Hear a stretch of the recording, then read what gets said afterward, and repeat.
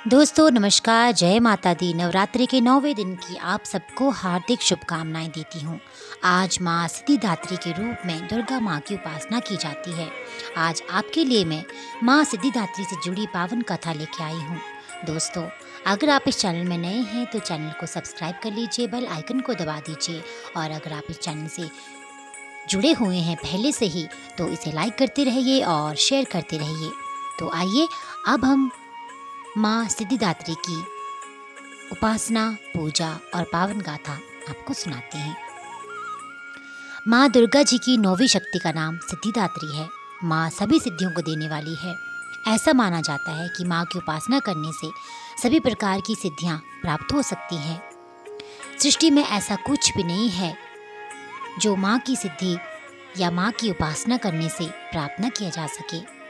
पूरे ब्रह्मांड पर विजय प्राप्त करने की सामर्थ्य भी माँ उस व्यक्ति में भर देती है जो माँ सिद्धिदात्री की उपासना और पूजा करता है।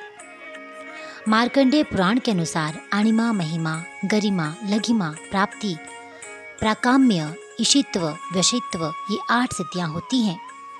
ब्रह्म विवर्त पुराण में श्री कृष्ण खंड में ये संख्या 18 बताई गई है। इनके नाम इस प्रकार से है: अणिमा, लघिमा, प्राप्ति, प्राकाम्य, महिमा, ईशित्व, वशित्व, सर्वकाम वसायिता, सर्वज्ञत्व, दूरश्रवण, परकाय प्रवेशन, वाक सिद्धि, कल्प वृक्षत्व, सृष्टि संहार करण सामर्थ्य, अमरत्व, सर्वन्यायकत्व, भावना और सिद्धि। माँ सिद्धिदात्री भक्तों और अपने उपासकों को ये सभी सिद्धियाँ प्रदान करने में पूर्ण रूप से समर्थ हैं। देवी पुराण के अनुसार भगवान शिव ने इनकी कृपा से इन सिद्धियों को प्राप्त किया था। इनकी दया से, इनकी अनुकंपा से ही भगवान शिव का आधा शरीर देवी का हुआ और इसी कारण पूरे संसार में, पूरे लोक में भगवान शिव को अर्धनारीश्वर नाम से भी जाना जाता है। माँ सिद्धिदात्री 4 भुजाओं वाली है। इनका वाहन सिंह है। ये कमल पुष्प पर आसीन होती हैं। इनकी दाहिनी तरफ के नीचे वाले हाथ में कमल पुष्प है।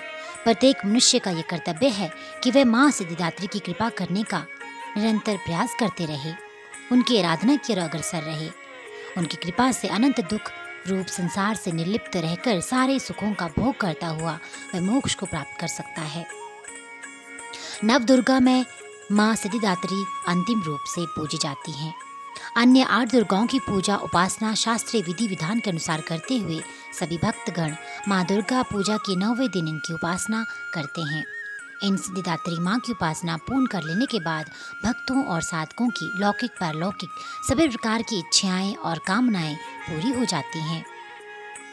सिद्धिदात्री माँ की कृपा से भक्त के अंदर, उनके मन के भीतर किसी भी प्रकार की कोई कामना शेष नहीं बचती है जिसे वो पूर्ण करना चाहे, क्योंकि माँ उनकी सभी मनोकामनाओं को पूरी करती हैं। वे सभी संसारिक इच्छाओं, आवश्यकताओं और स्पृहाओं से ऊपर उठकर मानसिक रूप से माँ भगवती के दिव्य लोकों में विचरण करता हुआ, उनके कृपा रस पीयूष का निरंतर पान करता हुआ विषय भोग शून्य हो जाता है। माँ भगवती का परम सानिध्य ही उसका सर्वस्व हो जाता है। इस परम पद को पाने के बाद उसे अन्य किसी भी वस्तु की आवश्यकता नहीं रह सकती। माँ के चरणों का ये सानिध्य प्राप्त करने के लिए हमें निरंतर नियमनिष्ठ रहकर उनकी उपासना करनी चाहिए। माँ भगवती का स्मरण, ध्यान, पूजन और उपासना व्रत हमें इस संसार की असारता का बोध कराते हुए वास्तविक परम शांतिदायक अमृत पद की ओर ले जाने वाला है।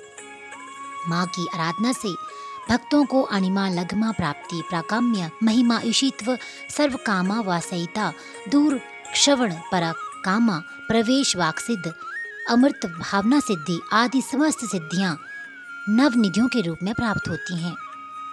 दोस्तों, आज के इस नव युग में इतना कठिन तप तो कोई कर नहीं सकता, लेकिन अपनी शक्ति सामर्थ्य के अनुसार जैसे भी बने माँ की उपासना करनी चाहिए। जब तक पूजा अर्चना करके माँ की कृपा की पात्रता पाई जा सकती है। प्रत्येक इंसान के लिए आराधना योग्य ये श्लोक सरल और स्पष्ट है। माँ जगदम्बे की भक्ति पाने के लिए इस श्लोक को, इस मंत्र को हम सबको कंठस्थ कर लेना चाहिए और इसे जपने से माँ की कृपा को अवश्य रूप से प्राप्त किया जा सकता है।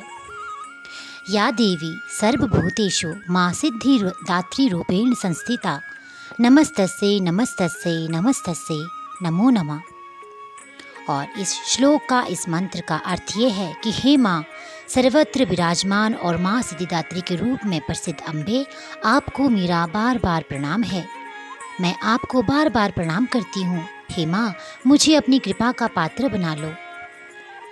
तो दोस्तों, इसी के साथ, इसी नोट के साथ मैं आपसे विदा लेती हूँ। एक और कथा कहानी के साथ आपसे पुनः भेंट होगी। तब तक के लिए मेरे चैनल के साथ जुड़े रहिए, वीडियोस को